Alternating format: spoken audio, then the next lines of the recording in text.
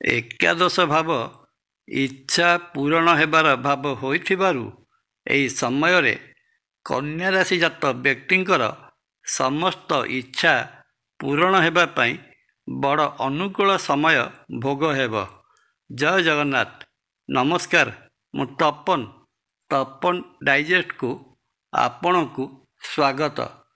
ବୈଦିକ ଜ୍ୟୋତିଷ ଶାସ୍ତ୍ର ଅନୁଯାୟୀ ଦେବଗୁରୁ ବୃହସ୍ପତି ଅତିଚାର ଗତିରେ ମିଥୁନ ରାଶିରୁ ବାହାରି ନିଜ ଉଚ୍ଚ ରାଶି କର୍କଟ ରାଶିରେ ପ୍ରବେଶ କରିବେ। ଅତିଚାର ଗତି କହିଲେ ଜ୍ୟୋତିଷୀୟ ଭାଷାରେ ବୃହସ୍ପତି ନିଜ ରାଶିଠାରୁ 3 ଗୁଣ ଦ୍ରୁତ ଗତିରେ ଗମନ କରିଥାନ୍ତି।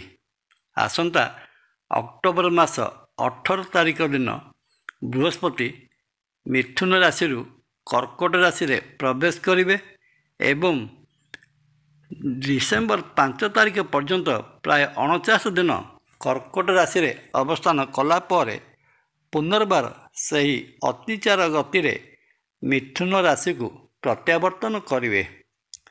ଧର୍ମ, ଜ୍ଞାନ, ନୈତିକତା, ଉଚ୍ଚଶିକ୍ଷା, ବିବାହ, ସନ୍ତାନ ଏବଂ ଧନ ଓ ସମୃଦ୍ଧିକାରକ ଗ୍ରହ ରୂପେ ବୃହସ୍ପତି ମହାଗ୍ରହଙ୍କୁ ବିବେଚନା କରାଯାଇଥାଏ। ତେଣୁ ବୃହସ୍ପତିଙ୍କର ରାଶି ପରିବର୍ତ୍ତନ ସମଗ୍ର ଦ୍ୱାଦଶ ରାଶିଚକ୍ରକୁ ଗଭୀର ଭାବରେ ପ୍ରଭାବିତ କରୁଥିବା ବେଳେ ଦେଶ ଦୁନିଆ ଉପରେ ମଧ୍ୟ ବେଶ୍ ପ୍ରଭାବ ପକାଇଥାଏ। ଏହି କ୍ରମରେ ଜାଣିବା, ବୃହସ୍ପତି ନିଜ ଉଚ୍ଚ ରାଶି କର୍କଟ ରାଶିରେ ଆସନ୍ତା ଅକ୍ଟୋବର ମାସ 18 ତାରିଖ ଠାରୁ ଡିସେମ୍ବର ମାସ 5 ତାରିଖ ପ୍ରାୟ 49 ଦିନ ପର୍ଯ୍ୟନ୍ତ ଅବସ୍ଥାନ କରିବା ସମୟରେ କନ୍ୟା ରାଶି ପାଇଁ କ'ଣ ସବୁ ଫଳ ପ୍ରଦାନ କରିବେ।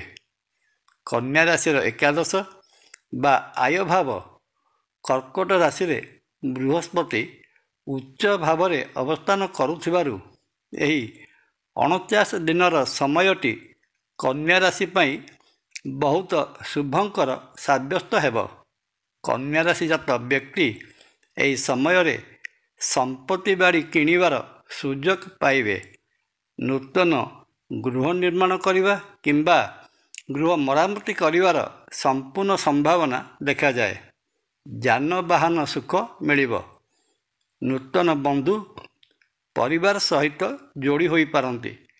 ମାତାଙ୍କ ସ୍ୱାସ୍ଥ୍ୟ ଠିକ୍ ରହିବ। ଦୂରସ୍ଥାନ ଭ୍ରମଣ ତଥା ତୀର୍ଥାଟନର ଯୋଗ ରହିଅଛି। କନ୍ୟା ରାଶିର ସପ୍ତମ ମୀନ ରାଶିର ଅଧିପତି ବୃହସ୍ପତି ନିଜ ଉଚ୍ଚ ରାଶି କର୍କଟ ରାଶିରେ ରହି ନିଜ ଗୃହ ମୀନ ରାଶି ଉପରକୁ ଦୃଷ୍ଟି ପ୍ରଦାନ କରୁଥିବାରୁ ଅବିବାହିତ ରହିଥିବା ପୁଅ ଓ ଝିଅମାନଙ୍କର ବିବାହ ତାରିଖ ଠିକ୍ ହୋଇଯାଇପାରେ। ଲଭ୍ ଲାଇଫ୍ ବା ପ୍ରେମ ସମ୍ପର୍କରେ ଥିବା କନ୍ୟା ରାଶି ଜାତକଙ୍କ ପାଇଁ ସମୟଟି ବହୁତ ଭଲରେ କଟିବ। ମିତ୍ରମାନଙ୍କ ସହଯୋଗ ମିଳିବ।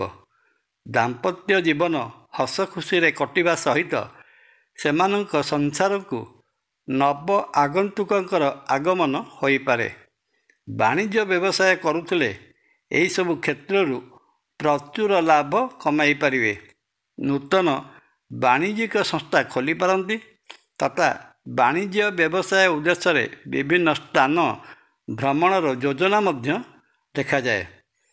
କନ୍ୟା ରାଶି ପାଇଁ ଏକାଦଶ ବୃହସ୍ପତି ବଡ଼ ଚମତ୍କାର ଫଳ ପ୍ରଦାନ କରିବା ସହିତ ପୂର୍ବରୁ ଅଟକି ରହିଥିବା ସମସ୍ତ କାର୍ଯ୍ୟ ସୁଚାରୁ ରୂପେ ସମ୍ପନ୍ନ କରିଦେବା ପାଇଁ ସମର୍ଥ ହେବେ। ଏହାଛଡ଼ା ଏକାଦଶ ଭାବ ଇଚ୍ଛା ପୂରଣ ହେବାର ଭାବ ହୋଇଥିବାରୁ ଏହି ସମୟରେ କନ୍ୟା ରାଶି ଜାତ ବ୍ୟକ୍ତିଙ୍କର ସମସ୍ତ ଇଚ୍ଛା ପୂରଣ ହେବା ପାଇଁ ବଡ଼ ଅନୁକୂଳ ସମୟ ଭୋଗ ହେବ।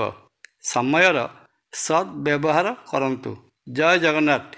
ଭିଡ଼ିଓଟି ଭଲ ଲାଗିଲେ ଲାଇକ୍, କମେଣ୍ଟ, ସବସ୍କ୍ରାଇବ୍ ଓ ସେୟାର କରିବା ପାଇଁ ଅନୁରୋଧ। ନମସ୍କାର। ତପନ।